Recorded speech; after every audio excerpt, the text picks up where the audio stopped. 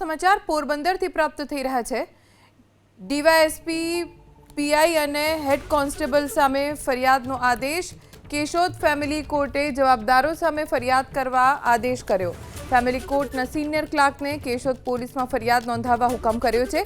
આરોપીની ધરપકડ ન કરી કોર્ટને ગેરમાર્ગે દોરતા કોર્ટે આ હુકમ કર્યો।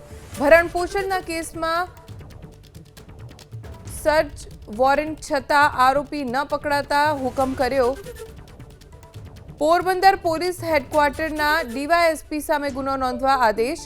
કુતિયાણાના પોલીસ ઇન્સ્પેક્ટર એમડી વાળા સામે ગુનો નોંધવા આદેશ। કુતિયાણાના હેડ કોન્સ્ટેબલ ડીએચ જાડેજા સામે ગુનો નોંધવા કોર્ટે આદેશ કર્યો।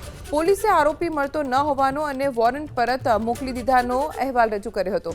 કોર્ટમાં રજૂ થયેલા સીસીટીવીમાં આરોપી 30 જૂનના કુતિયાણા પોલીસમાં હાજર હોવાનું ખુલ્યું। પોલીસે વોરંટ રજિસ્ટરમાં ચેડા કરતા કેશોદ ફેમિલી કોર્ટે ગંભીર નોંધ લીધી છે।